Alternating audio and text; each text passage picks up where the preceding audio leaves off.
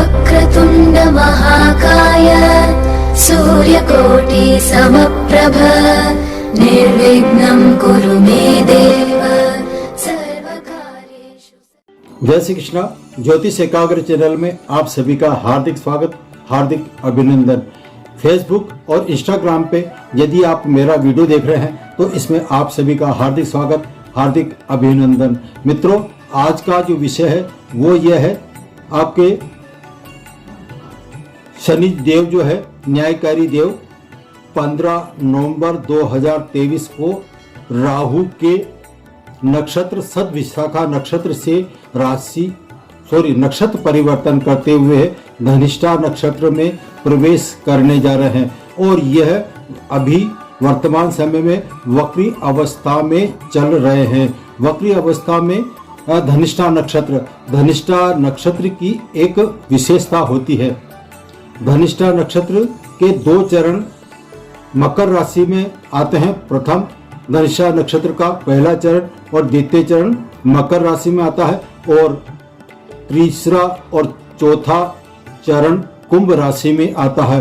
दोनों ही राशियां जो है ये शनि की राशि है, यानी कि मकर राशि और कुंभ राशि का स्वामी शनि ही होता है और मकर राशि में मंगल उच्च का कहलाता है। तो धनिष्ठा नक्षत्र का जो स्वामी होता है वो मंगल होता है और मंगल मकर राशि में उच्च का कहलाता है। तो ऐसे में वक्री अवस्था में सिंह राशि वालों के लिए यह क्या परिणाम देगा, इसके बारे में चर्चा करने जा रहा हूं। 15 अक्टूबर से 4 नवंबर तक आपके ये शनिदेव वक्री अवस्था में रहेंगे और फिर 4 नवंबर से लेकर 24 नवंबर तक मार्गी हो जाएंगे। तो ऐसे में सिंह राशि वालों के लिए, विशेषकर सिंह राशि वालों के लिए मैं चंद्रमा से बता रहा हूं, लग्न से नहीं।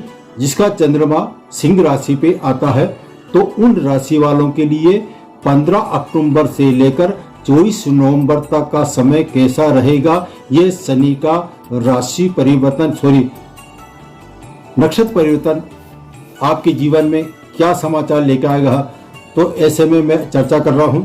तो ये तो हुआ आपका शनि का मकर राशि, वैसे पृथ्वी तत्व की राशि कहलाती है और कुंभ राशि जो है वो आपके वायु तत्व की कहलाती है। तो मकर राशि में मंगल उच्च का और वो पृथ्वी तत्व, तो मकर तो हुआ पृथ्वी तत्व, यानी पृथ्वी के गुण उसमें उपलब्ध होते हैं और कुंभ राशि जो वायु तत्व है, वायु का बहना।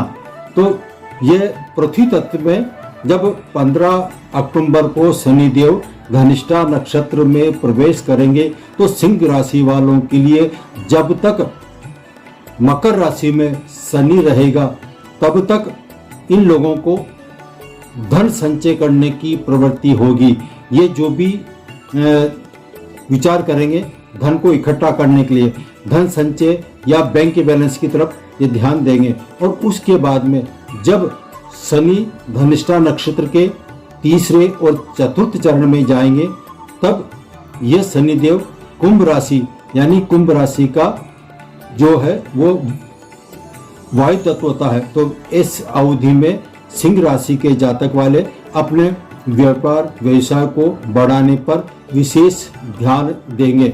यह है मकर और कुंभ राशि में शनि का गोचर का प्रभाव। अब मैं थोड़ा विस्तार से और बताता हूं। मकर राशि, अब सिंह राशि वालों के लिए सिंह राशि का चंद्रमा, यानी कि कुंडली में 12 भाव होते हैं और चंद्रमा पहले स्थान पर रखते हैं तो 5 लिखा हुआ होता है और वहां पर चंद्रमा स्थित करते हुए चंद्रमा से तीसरे स्थान पर यानी कि 7 लिखा हुआ है। तो तुला राशि 30 आपकी जन्म कुंडली के अनुसार चंद्र कुंडली जो बनती है वो सिंह राशि वालों के लिए पहला स्थान पे 5 यानी कि सिंह राशि और उससे तीसरे स्थान पर गिनने पर वो राशि आती है तुला राशि। तो तुला राशि पर मंगल का स्थित होना यह आपके पराक्रम को बढ़ाएगा, साहस को बढ़ाएगा और इसी से जस्ट सामने 7वें स्थान पर भाग्य राशि आती है। तो भाग्य राशि में वहां पर 1 लिखा हुआ है तो 1 का मंगल से यानी भाग्य भाव का स्वामी तीसरे स्थान पर बैठता है और तीसरे स्थान पर बैठकर उसकी जो दृष्टि है अपनी राशि पर 7वीं दृष्टि से भाग्य भाव को देख रहा है और भाग्य भाव में गुरु स्थित है। तो ये गुरु जो है ये पंचम भाव का स्वामी होते हुए और 8वें भाव का स्वामी यानी कि 5वें भाव का स्वामी और 8वें भाव का स्वामी गुरु यदि भाग्य भाव में बैठेगा तो ये आपके सिंह राशि वालों के लिए भाग्य में वृद्धि करने में सहायक होगा, क्योंकि गुरु को हम धन कारक भी मानते हैं और जीव कारक भी मानते हैं और ये आपके भाग्य भाव को भी बढ़ाता है। तो भाग्य भाव का गुरु जब अपने उस स्थान पर बैठेगा तो आपका भाग्य बराबर साथ देगा। गुरु की और मंगल की मैंने आपसे संबंध बताया, यानी कि एक दूसरे से दृष्टि संबंध बन रहा है और शनि जो है वो आपके कुंडली के हिसाब से 7वें स्थान पर विराजित है और वक्री अवस्था में है, यानी कि कुंभ राशि का शनि बैठा हुआ है और वक्री है। तो वक्री होने के कारण मकर राशि जो आ रही है 6ठे स्थान पर आ रही है। तो ये वक्री शनि आपके 6ठे भाव के भी परिणाम आपको जरूर देगा। अब ये शनि जब 7वें स्थान पर स्थित है तो इसकी जो तीसरी दृष्टि से गुरु को देख रहा है, तीसरी दृष्टि से आपके भाग्य भाव को देख रहा है। उसके अलावा इसकी जो 7वीं दृष्टि है आप स्वयं पर पड़ रही है। आप जितना कार्य करेंगे वो मेहनत करेंगे और इसकी जो लास्ट की जो 10वीं दृष्टि है वो आती है 4th भाव पर, यानी कि 4थे स्थान पर। 4था स्थान प्रॉपर्टी अचल संपत्ति का कहलाता है। तो ये तो कुंडली का जो मैंने बताया आपको। इसी तरह से मंगल तीसरे स्थान पर बैठकर अपने 5वीं जो है गुरु शनि से स्थित बना हुआ है और शनि से मंगल जो बैठा हुआ है 9वें, यानी कि ये त्रिकोण मंगल और शनि का त्रिकोण संबंध बन रहा है। 5वां और 9वां जो है बनता है वो त्रिकोण संबंध बनता है। तो ऐसे में मंगल और शनि का त्रिकोण बनना, शनि की दृष्टि भाग्य भाव पर, आपके प्रथम भाव पर और 4th भाव पर पड़ने के कारण और इसके अलावा मंगल की जो दृष्टि है वो 4थी दृष्टि से यदि हम तीसरे से गिनते हैं तो 6ठी स्थान पर, यानी कि मंगल की 6ठे स्थान पर दृष्टि पड़ रही है। तो मंगल आपका शत्रु हंता कहलाएगा और इसी तरह से शनि वक्री अवस्था में होकर 6ठे स्थान पर का भी फल देगा। तो 6ठा स्थान जो है ये रोग, ऋण और रिपु का कहलाता है। इस अवधि में आपके शत्रु आपसे परास्त होंगे, आपके सामने शत्रु टिक नहीं सकते हैं। और हाँ, एक बात का विशेष ध्यान रखें, इस अवधि में आप भूलकर भी किसी को उधार नहीं दें। यदि आपने किसी को उधार दे दिया तो आप संकट में फंस सकते हैं। इसलिए आपको चेतावनी है कि 15 अक्टूबर से लेकर 24 नवंबर के बीच में किसी को उधार न तो देना है और न ही लेना है। यदि आपने किसी से उधार ले लिया तो चुकना भारी पड़ सकता है।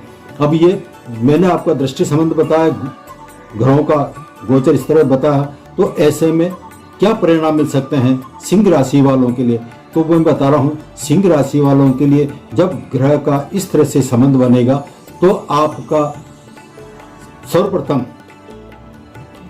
दाम्पत्य जीवन सुखी होगा और यदि विवाह योग्य कन्याएं हैं तो उनके शनि 7वें स्थान बैठा हुआ है, तो इस अवधि में विवाह योग्य कन्या हो या लड़का हो उनके विवाह में अड़चन आ सकती है।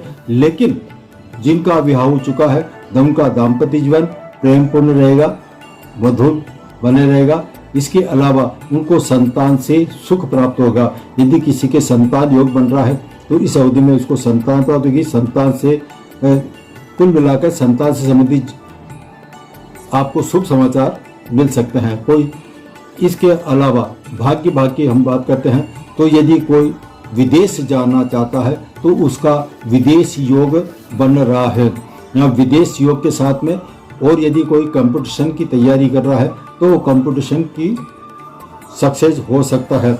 धार्मिक यात्राएं की योजना अचानक बन सकती है। आप कहीं किसी धार्मिक क्षेत्र में जा सकते हैं और विदेश यात्रा के योग हैं, संतान प्राप्ति के योग हैं और संतान से लाभ मिलने के योग हैं।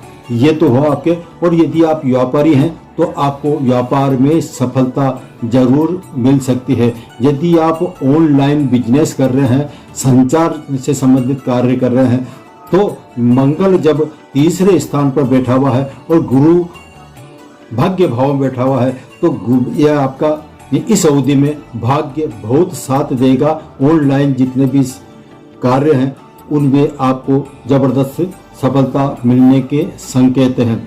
यदि कोई ज्योतिषी ऑनलाइन कार्य करता है और इतने दिनों से उसको परेशानी आ रही तो हो सकता है इस अवधि में उसके दिन दुगना रात चौगुना जैसा व्यापार बढ़ने की पूरी संभावना बन रही है। यह है सिंह राशि वालों के लिए 15 अक्टूबर से लेकर 24 नवंबर तक का परिणाम। व्यापारी वर्ग यदि कोई नई योजना बना रहे हैं तो उनकी नई योजना बिल्कुल सफल होगी। यदि कोई अपने व्यापार को विस्तार करना चाहते हैं तो इस अवधि में विस्तार कर सकते हैं। सिंह राशि वाले यदि कोई नया निवेश करना चाहते हैं तो इस अवधि में निवेश जरूर कर सकते हैं। कुल मिलाकर यह सप्ताह यानी कि 15 अक्टूबर से 24 नवंबर तक के लिए बल्ले ही बल्ले है। सिंह राशि वालों के लिए सर्वत्र शुभ समाचार है। यानी कि इस अवधि में आपका दीपावली पर्व जो है और नवरात्रा, ये दोनों ही पर्व में आपको खुशियां ही खुशियां आने वाली है। ये सिंह राशि वालों को शनि देगा तो छप्पर फाड़ कर ही देगा। जय श्री कृष्णा। आज इतना ही।